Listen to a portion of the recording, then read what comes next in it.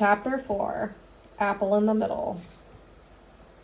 I'm going to see my grandparents. I am going to see my grandparents. After all these years, all these questions ago, I'll finally get some answers. Now the big question, what to pack?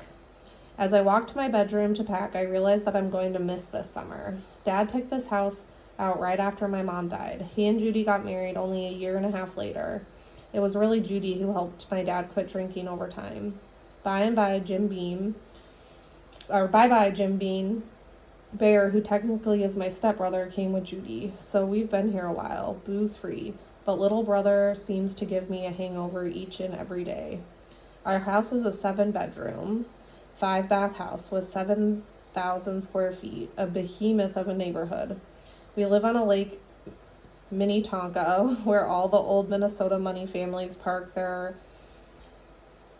that's a hard word, palatal abodes. Lake Minnetonka is the 4th largest lake in the state, but you can't even buy a house on its shores for under a cool $1 million.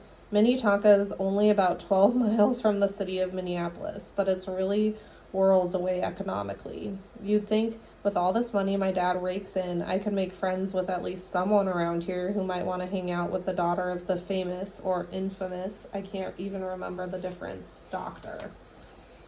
Back in my room, I'm sitting on my bed amid an ocean of clothes. What does one wear when first meeting an Indian? I asked Judy what I should wear when she ambles in with more laundry. She may be annoying, but she has a good fashion eye. So, Judes, have you ever met an Indian before? I asked. Well, I did read Gandhi's biography last winter, she replies, while piling up more clothes into my suitcase. Her S is calling to the birds. No, Judy, the other kind, the American kind. How did Judy ever make it through nursing school? Good thing she quit working after marrying my dad, or she could have caused an international incident. Well, she continues, let's see. How many American Indians do I know? Judy looked up at the ceiling while mentally counting on her fingers. I guess there's just you, Apple. Wow, I just about had the wind knocked out of me. I guess technically I am an Indian, but I just never think about it anymore. It's like one half of me is hidden, the Indian part, and I know nothing about it. It's funny to think about me being Native American, American Indian, which means I will definitely pack my rodeo girl look clothes, throw some jeans on me, and I'm ready to go. Giddy up. We pack up the Land Rover and head out on I-94 up past Fargo, then drive due north to Morinville, North Dakota. Morinville, home of maybe I'll get some answers, North Dakota. The farther out I get from Minneapolis area, the more anxious I get. Isn't seeing cows and hay fields supposed to be calming and relaxing? What's up with that? And what's up with the smell? Ugh, cancel that. It's just Bear next to me in the car. How can boys smell so much? Dad and Judy are dropping him off last in Minot, North Dakota, after me. Apparently North Dakota is eating young like there's no tomorrow. This whole time since we've left home, my dad and Judy keep looking back at me, checking to see if I'm having a nervous breakdown. Funny, but I don't feel anything yet, so I just smile at them and crank my music even louder. Leaning my head on the window, I wonder what I should be feeling. Should I be nervous? Am I just meeting the parents of my mother who died because of me?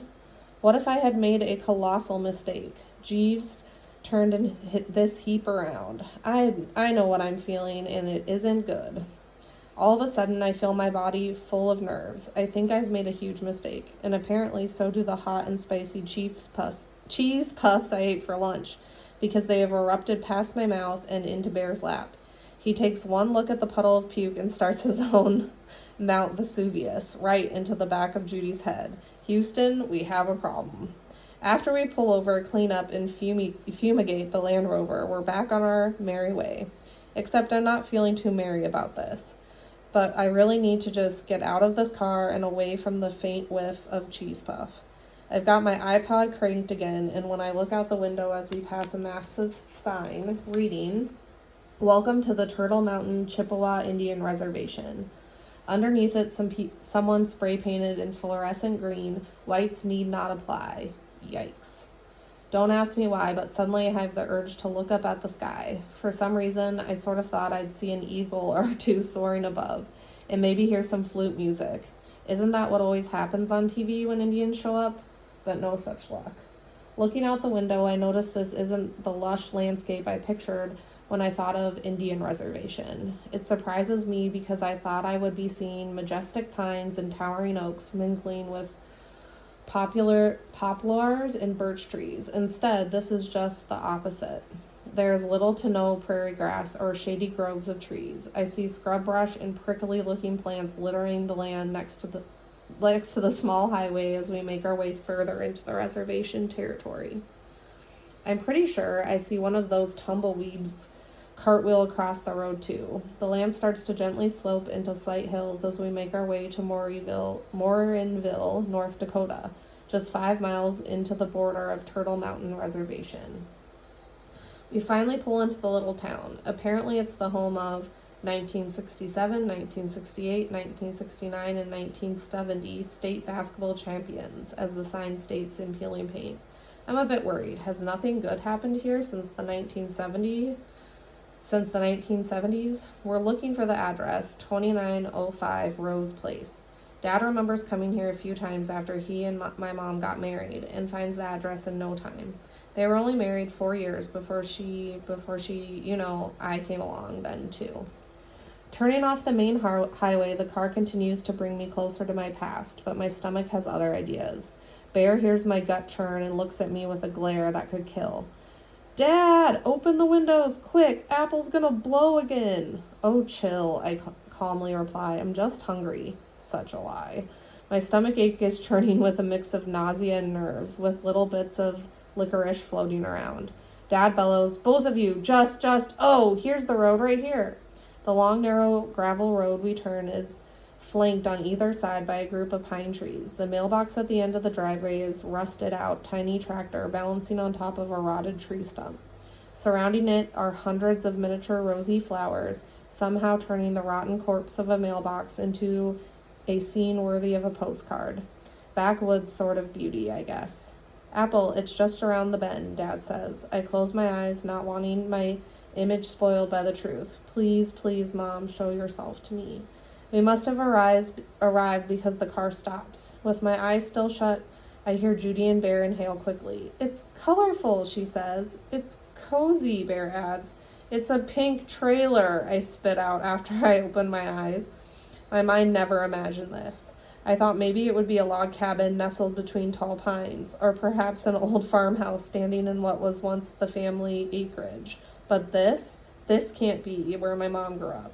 Dare I say it, but was she trailer trash? Mom, who are you?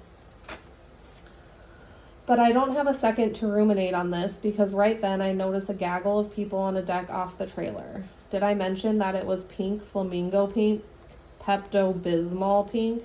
But instead of running out to meet us and yelling over each other as they greeted their long-lost granddaughter, they just sit there and rock in their chairs and stare at us. Rock and stare. My dad sighs a deep breath of courage, unbuckles and tumbles back in time as he opens the door to his past. In slow motion, we all followed suit. We get out and stare. They just sit and stare. If only I could have harnessed all this carbon dioxide as everyone exhales. It could solve the oil crisis with plenty left over. Your front tires are low, one of the Indian people on the deck finally says after what seems like ages. This is the first thing I hear from my long-lost clan, that the car is riding low. Not. Oh, Apple, you're here. Now our life is complete. Whoever said American Indians were a wise, unassuming, or kind people apparently have never met these Indians.